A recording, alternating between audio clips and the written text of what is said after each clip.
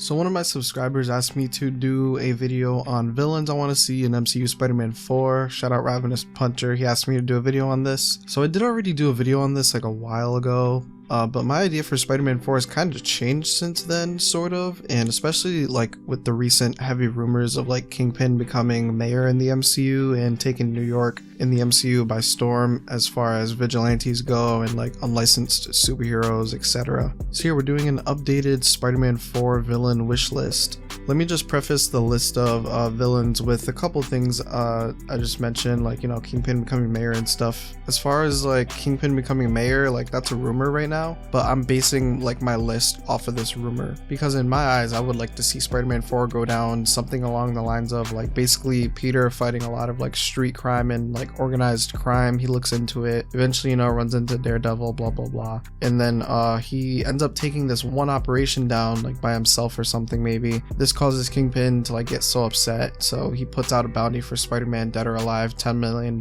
some crazy shit. Okay, right? So this causes a bunch of C or B list, maybe D tier list villains to come out of the woodworks wanting to kill Spider-Man. This is so we can get some more obscure Spider-Man villains with like cool quick fight scenes and stuff, and like we can see how far Peter has come as far as being Spider-Man and fighting and like his combat skills and etc. And as well, this will give us the chance to see some cool, not very known Spider-Man villains on the big screen. Before we get into today's video, do you enjoy mainly watching Spider-Man content on YouTube? If so, you found the perfect channel to join. For an affordable price of only $2 a month, you can get early access to brand new videos, have influence over upcoming content, have exclusive access to any of these cool custom badges I made myself, and some Spider-Man emojis. But wait, there's more! For a little extra, you can get a shout out during the end screen of my videos, or you can get access to an exclusive group chat that I will be fairly active in. If any of that sounds interesting, what are you waiting for? Join today. Thank you for your time. Back to your regularly scheduled content.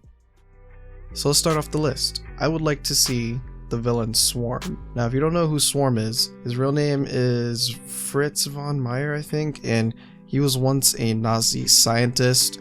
He was doing research on breeding patterns of killer bees in like the deep jungles or some shit like that. One day he found a hive unlike anything like anyone's ever seen, and basically these bees had no fear whatsoever. They gave no fucks, but they also had like highly developed intelligence, and like they were passive. They weren't killer like they usually are killer, but like at this time they weren't killer because of like, you know, what had happened to them. So he theorized that they had been mutated somehow. With that, he built a device to try and like control the bees to like serve him or whatever, and the bees weren't passive anymore at that point, so they swarmed him, killed him. But since the bees were like mutated, they essentially like took over his flesh, but Meyer's like conscious was still like a thing. So essentially he became a living embodiment of the killer bee swarm, and with the combination of like, you know, mutated intelligent bees and his own scientific mind, he used his powers to conquer. I find this guy so interesting as a villain, low-key, because like it's kind of random, like a swarm of killer bees, but it's cool, and like I wonder how Spider-Man would react and like defeat him in the MCU. Peter's a pretty smart guy, but I think this would give him like a decently hard enough challenge as far as like thinking outside of the box on how to defeat a villain and stuff like that. And like sometimes that's like the coolest part of like Spider-Man, is that like, you know, like he's just really smart. Sometimes like he just really thinks outside the box and does some like cool shit to defeat a villain or like whatever, you know, with like science or just like some lucky random shit that he tries out and it works. Now the next villain I really want to see in Spider-Man 4, and this is probably my favorite one. I think this guy is cool and underrated. He kind of reminds me of Daredevil's Bullseye, but of course different and stuff. But the next villain I want to see is Tarantula. Now there's a couple different versions of Tarantula, but I'm talking about the one that just leaps and like has sharp knives on the ends of his gloves and boots. Now to be honest, I don't know like this guy's origin that well, but I find his character super cool looking, and like his abilities as far as like a C or D list villain interesting.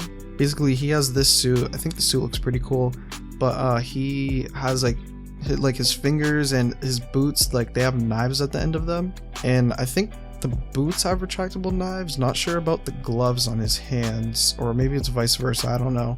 But I do know that the knives are anointed with lethal venom of a Brazilian spider.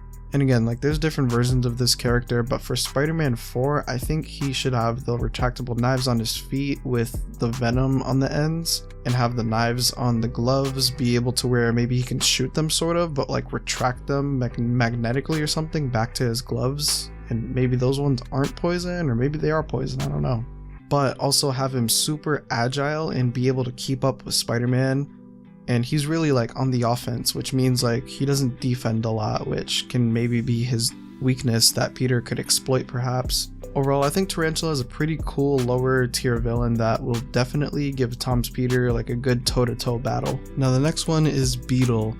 Now this is an interesting character because like there's like a couple different versions of Beetle as well, and like I don't mind which version it is as long as it's either Janice Lincoln or Abner Jenkins. We'll go over Abner Jenkins first, the original Beetle. Basically, bro was a mechanic for like aircrafts and got tired of his 9 to 5, so he built the Beetle armor and became the Beetle, trying to like become a mercenary for hire, I think. He first had a run-in with the Human Torch and the Thing, but eventually ran into Spider-Man, who became Beetle's constant problem. And there's the other version I mentioned, Janice Lincoln, which I wouldn't mind if we got this version, honestly. Like, it could actually be really interesting if it's like done correctly. Janice Lincoln is the daughter of Tombstone, basically, so it would be cool if like the main villain of Spider-Man 4 was like Tombstone and he was trying to run the criminal world while Janice is like in school, maybe like the same one as Peter, and they could be like interested in each other romantically but not knowing of each other's secret identities until like, you know, like later in the story.